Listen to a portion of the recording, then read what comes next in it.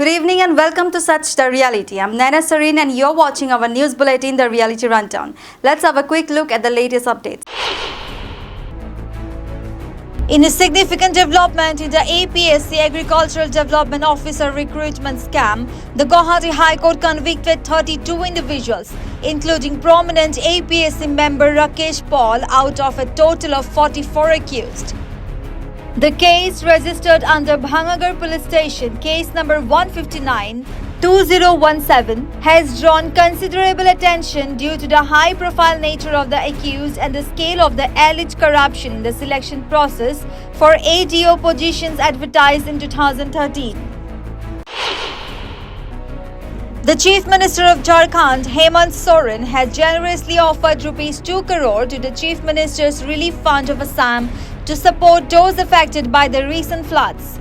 Expressing gratitude, the Chief Minister of Assam thanked the people of Jharkhand and Chief Minister Hemant Soren for their kind-hearted contribution. On behalf of the people of Assam, I deeply appreciate the generosity of the kind-hearted people of Jharkhand and the Honorable Chief Minister, he tweeted on his official X handle. Assam Police recognized 26 officers for their outstanding work in protecting child rights at the second annual Assam Police Shishu Mitra Awards. The ceremony, held at the Assam Police Institute, saw Director General of Police G.P. Singh presenting the awards to the recipients. Indrani Borwa, IPS Deputy Inspector General of Police, Assam, Guwahati, received the Jury's Choice Award for her exceptional leadership in child-friendly policy. The Chief Minister of Assam, Himanta Biswa Sharma, had a meeting with the Prime Minister of India and briefed him on the flood situation in the state. Chief Minister also mentioned that he discussed the status of ongoing developmental works. At last, he mentioned, on behalf of the people of Assam, I once again extended our heartfelt congratulations as he embarks on a historic third term. A leaked video showing the demolition of a Meitei house in Churachandpur has gone viral. The video, which surfaced online late last night, depicts the violent destruction of the property, drawing attention to the ongoing ethnic tensions in the region. The footage shows a group of individuals forcefully breaking into the house, followed by a methodical demolition process. The incident has been widely condemned by various human rights organizations and community leaders who have called for immediate action and a thorough investigation into the matter. In a landmark announcement on the Foundation Day of the Press Club of Sikkim, Chief Minister Prem Singh Tamang announced a series of benefits aimed at supporting and recognizing journalists in the state. The Chief Minister revealed plans for health insurance coverage for PCS members, ensuring their health and well-being.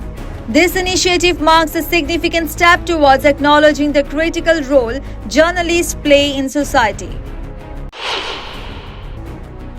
Prime Minister Narendra Modi opened the monsoon session of Parliament with a strong criticism of the opposition, accusing them of disrupting previous sessions and attempting to stifle the government's voice. Modi urged lawmakers from all political parties to work together for the nation over the next 5 years. Union Finance Minister Nirmala Sitharaman presented the economic survey for the fiscal year 2023-24 in the Lok Sabha. The survey provides an in-depth analysis of the current economic situation and outlines projections for the future. The economic survey for 2023-24 projects that the country's economy is expected to grow at a rate of 6.5% to 7% in the fiscal year 2024-25. US President Joe Biden on July 21st announced that he is ending his re-election campaign amid growing calls within his Democratic Party for his stepping down. Within 30 minutes of his announcement, he endorsed his Vice President Kamala Harris for the Democratic nomination, leaving no room for any doubt about the way forward for the Democrats. By dropping his re-election bid, Mr. Biden clears the way for Vice President Kamala Harris to run at the top of the ticket, the first black woman to do so in the country's history.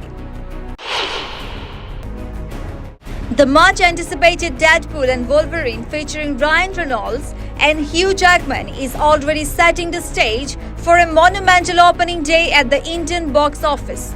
The excitement surrounding this film, which unites two of Marvel's most beloved characters, has translated into phenomenal advance bookings. In an impressive feat, Deadpool and Wolverine has already sold 1 lakh tickets across top Indian national chains such as PVR, Inox and Cinepolis, and that's 4 days before its release. Thank you. For more updates, keep watching Such the Reality.